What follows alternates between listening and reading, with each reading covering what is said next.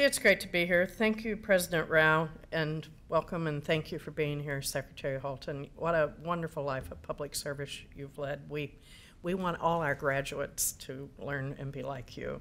And to my friend Kathy, thank you for inviting me to be here. And staff, colleagues, friends I've made in the last 24, 48 hours, and people who have come to hear this story, I hope you find it helpful and energizing. I said to Michael earlier, if I've left you talking, even if I've annoyed some people, it's good that I've left you talking. I will feel I've been successful.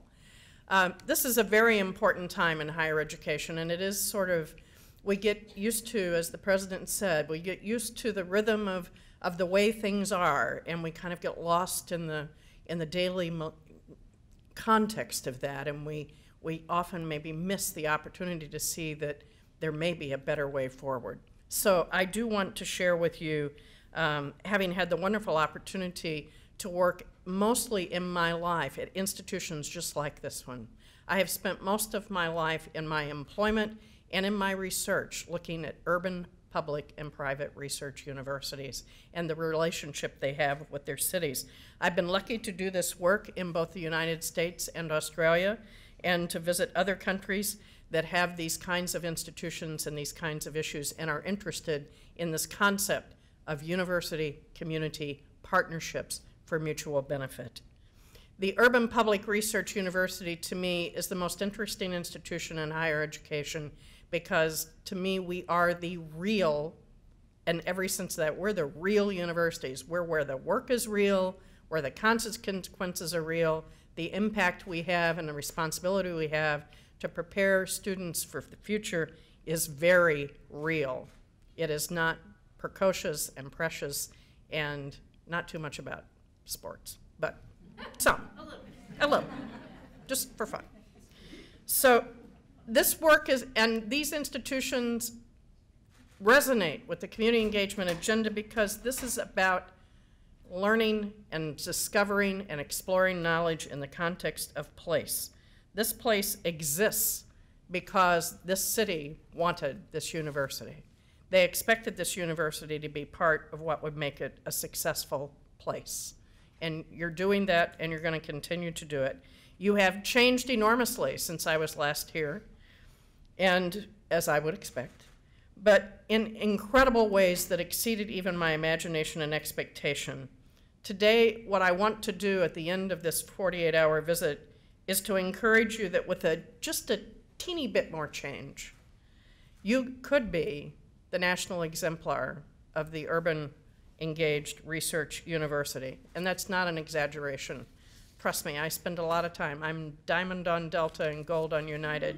I have a large data set. There was a time in higher education when higher education was at the heart of progress and advancement in American society.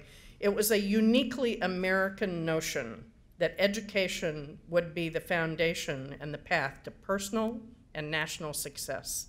We can just look back at perhaps our pinnacle heydays, starting with a GI Bill in the 1940s, 50s, the commitment to mass education, the introduction of research as a priority as a response to prepare the country for success and safety in the Cold War, and to win the race to space, to cure polio.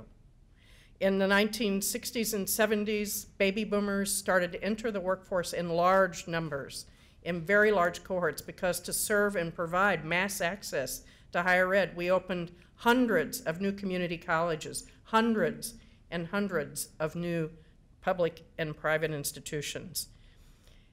In these times, we saw higher education as a public good, and baby boomer faculty invented the academic culture we have today in that time when we saw the basis of the value of research as the prime purpose, discovery as the prime purpose of higher education in those times.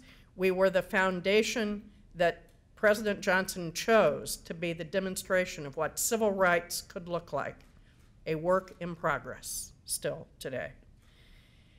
In the 80s, it all changed. The whole game changed. We shifted from loans to grants. We went from being a public good to a private benefit. We were labeled by certain politicians, I shall not name because we don't want to be too political, as an intellectual luxury. Everything changed overnight. We became narrowly defined as we are today as a generator of workforce, economic development, and the occasional useful innovation that can be transferred to another sector. It's a little overstated, but not too much. In the 20th century, the culture we created to be successful in this environment, we created it. Nobody did it to us. It was our voluntary decision to emphasize that every university should have all disciplines. It should be comprehensive in all ways. We should have some of everything. And that way we had many majors and very vast and what I will sometimes call overblown curriculum with endless choice for students. Research funding from a small set of federal sources and the focus on grants, publications, and technology were the only measures of personal success as an academic. And there was a value placed on educating a large number of the very best students, which minimized the difficulty of dealing with students who were less prepared, which created and perpetuated inequities and minimized our impact on diversity. Excellence in teaching, learning, and research was the sum of individual choices among academics and the indicators of the outputs of their work. Again, it's really the truth. This model really worked well in its time because of the expectations that were put on us. Public funding and teaching and research for a time, part-time, could sustain a largely individualized academic culture, a broad array of majors and course choices, narrow and very specific measures of faculty performance. During this time, we continued to develop discoveries and innovations for transfer to other sectors, but weaknesses began to emerge in this model. Limited success in improving access, diversity, retention, and graduation rates, our uneven attention to local and global challenges, our slow adoption of technology to support learning and to make administrative work more efficient. As societal and economic conditions have changed dramatically, we weren't always very eager to adapt to new times and new opportunities. Public funding started to wane. We weren't the darling anymore. Today, our most core academic values are beginning to change again at a most fundamental level, and we are entering a new and exciting time of renewal that creates a new and very optimistic future for higher education in the United States. And actually, this phenomenon is happening in many other countries as well. The 21st century academic values that are emerging are focused disciplinary and interdisciplinary expertise, extensive and collaborative knowledge partnerships with other universities, sectors, communities, funders, and citizens, educational success among a socially inclusive student population, innovative educational strategies that include not just technology and online, but experiential and hands-on learning, teaching methods that enhance learning and completion, a more integrated view of teaching, learning, and research as integrating activities, excellence as the sum of collective and collaborative work, not individual, and knowledge outcomes that contribute to local and global progress, equity, opportunity, and vitality. Academic culture, policies, and measures of success in our basic business model are already changing because we have to adapt to two new modes of knowledge production and dissemination. The journal world is changing. It's changing very fast. I don't know if any of you have seen University of California just announced a new and very different kind of online publication platform. We have different modes of dissemination. We have a greater need to work collaboratively to address local and global challenges, and we have a growing awareness of the impact of a new generation of scholars who are entering the academy in huge numbers, Gen X and Gen Y. And these new faculty who are entering the workforce have characteristics and interests that hew very closely to these newer methods, cultural values around knowledge generation, community and civic engagement, and collaborative and interdisciplinary work. Fact is, we are moving into an era and academic culture and collaboration across the disciplines, engagement with other sectors, cooperation with other sectors and institutions, new forms of knowledge dissemination and review, new models of shared governance.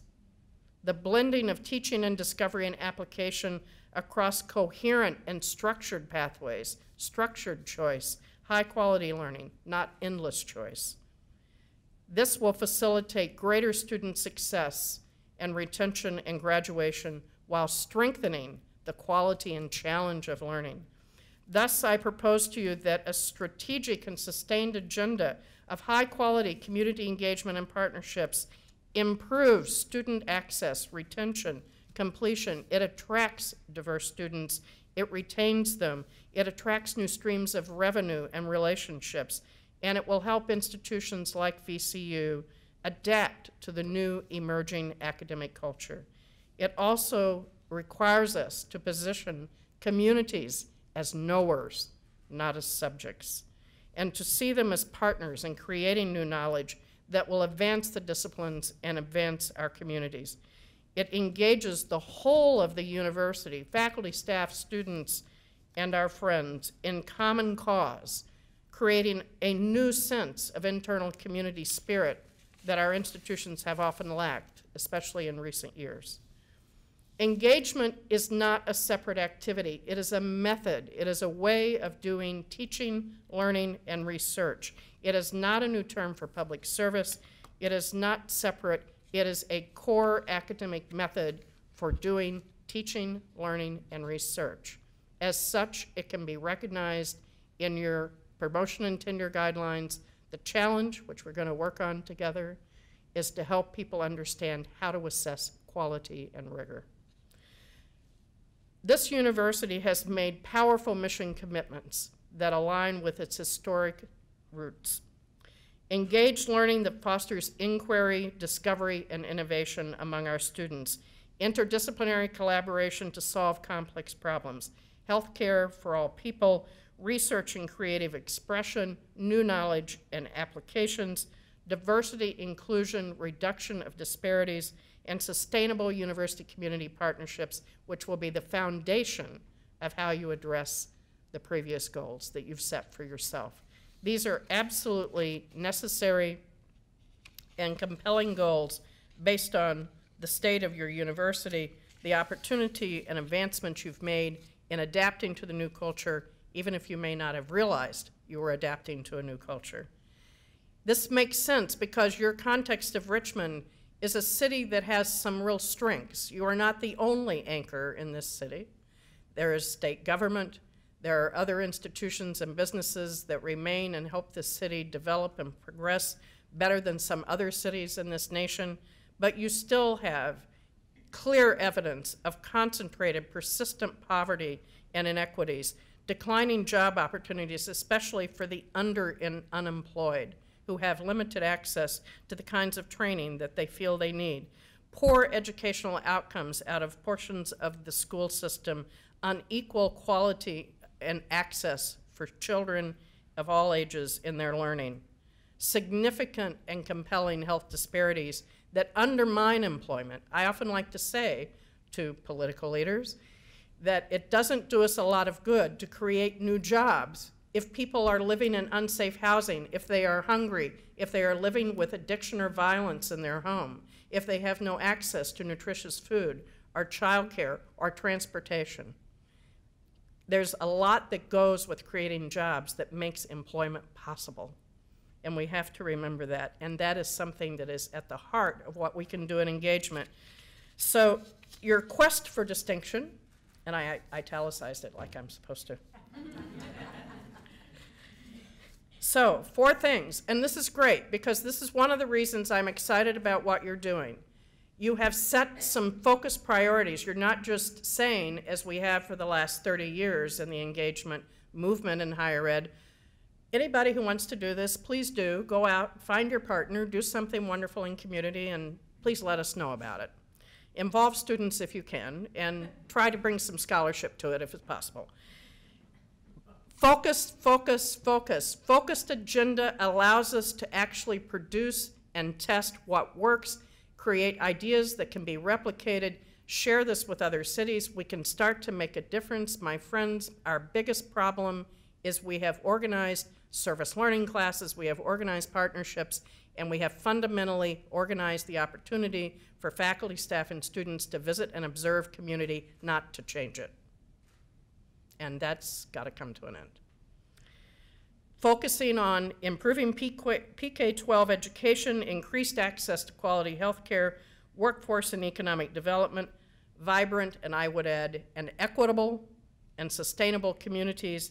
These are broad priorities that need to be whittled down into some stages, but the process of having this focus on specific actions will help this university learn the strategic and cultural skills necessary to create sustained work that will have real impact and lead to real change in this institution's performance and in the state of the community and your relationships between.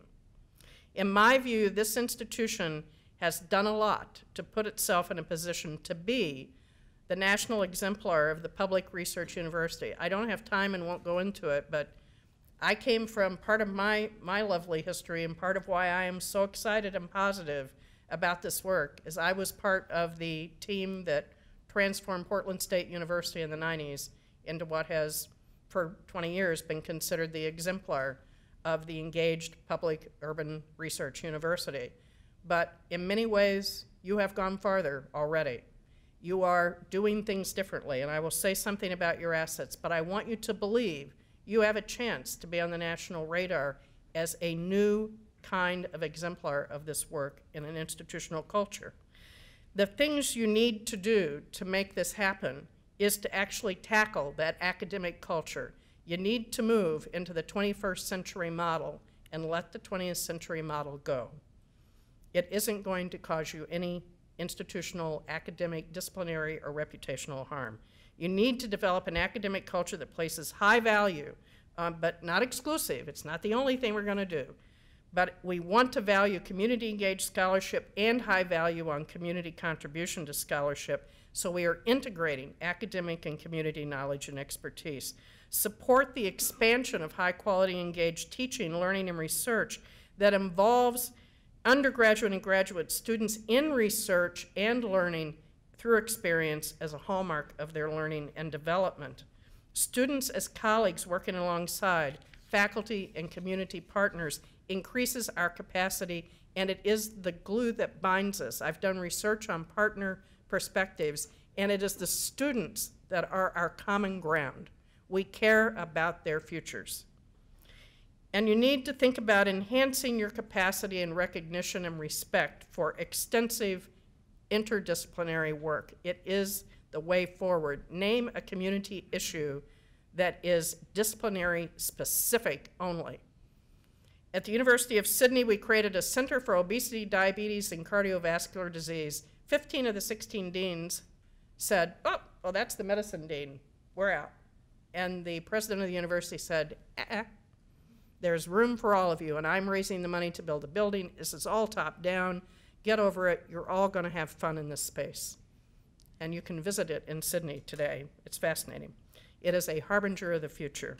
In sum, you have to become a highly engaged urban public university with a contemporary 21st century culture. You already have assets. You've got the Carnegie. That is no small feat. It is a not easily won recognition, and it records where you are and gives you the legitimacy to build from here forward. Existing strategic attention to community engagement as a tool for progress of the university and region. It's in your strategy. You have a strategy around community engagement. You have leadership commitment, and I believe that to be deep and true. You have one of the most effective and sophisticated and academically led infrastructures for engagement I have seen anywhere. That is gold. That is the opportunity to say we have the support to create opportunities for faculty and students and to support their success, to provide faculty development, incentives, partnership development, data collection, evaluation, and promote scholarship, and to support the recognition of it in the promotion and tenure policy. There are, of course, challenges before you. Beyond early adopters, many faculty, I can tell you, are quite clear that they are unsure of the academic worth of community-engaged scholarship. We have to open that conversation and move on. As a result, we need to not only have, as you have adapted your policy, we now need to prepare and coach promotion and tenure reviewers with the rubrics and skills necessary to assess submissions related to engaged scholarship. It will be important to develop a more detailed agenda of partnerships within those priorities. You're not going to tackle them in the whole right off. You have to convene and work with community partners and voices, government, business, industry, education, the nonprofit sector, neighborhoods, to talk about where do we begin, where are you, where do we go next, and create plans and timelines for this work. That kind of a focused agenda will guide the stages of partnership work and strategic action and create a basis for monitoring and measuring impact on the institution and on the community in a way that actually, and we shouldn't be afraid to say it, actually generates benefits to the institution, opportunities for funding, opportunities for greater student success, the benefits of retention and student progress. Those are, when we say this work is mutually beneficial, those are our benefits that we're looking for. You need to set specific internal goals. You have great things going on in engaged learning and engaged research. How much is enough? How many students are participating today? How many should? What are your goals? What is the equity of opportunity for students to have these transformative experiences? Which disciplines are more involved than others? How do we want to change that? What are our ambitions? What are our measures? Which faculty are involved? How do we advance our involvement across the disciplines in these priority activities? And what new partnerships do we need? Externally, one of the ways you get to be recognized as an exemplar is to be more visible externally. You are already a leading example with things to share with other people. I encourage you to be active in networks. I know you've looked at the Anchor Institutions Network, which is complementary to the community engagement identity. The Coalition of Urban and Metropolitan Universities is populated by like-minded similar institutions. Imagining America, a network that connects arts and humanities to partnerships to build community capacity for social and cultural vitality, which is one of your priorities.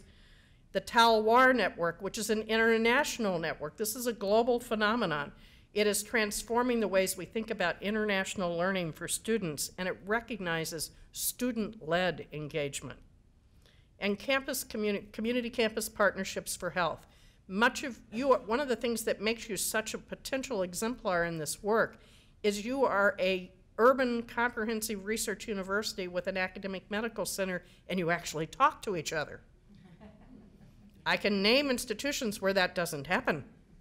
So this is an asset. This is why you have this incredible opportunity.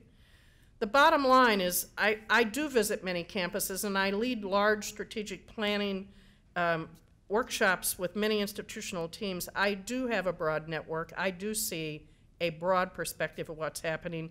I have known this institution since the 1990s through my colleague, Kathy Howard, who is a gift to this institution for her expertise and leadership and is a highly respected figure in this field nationally. This visit has shown me how far you have come to advance your core identity as a public urban research university. You have a compelling plan and vision. Now you need to focus on culture, on a focused agenda, on partnerships, and a timeline, and start implementing co-planning with community to develop agendas across the disciplines that will lead to that healthier, sustainable, better educated, and more equitable Richmond. My aim here in this short time is to help you understand the larger context of change already underway in higher ed, to help you see that moving forward and changing these core academic values positions you well, not just in the realm of community engagement, but in everything a university does. Most importantly, I hope you do see engagement as an essential expression of the collaborative knowledge relationship that must exist between this university and this metropolitan region if both are to thrive in these changed environments we live in today. I want to thank you for the opportunity to be here again and to observe and appreciate your good work. I'm going to tell your story everywhere I go. So I'm part of your visibility plan. You can put that on the list. I look forward seriously to observing your progress as you become seen as a national leader and exemplar of the 21st century urban research university. Thank you.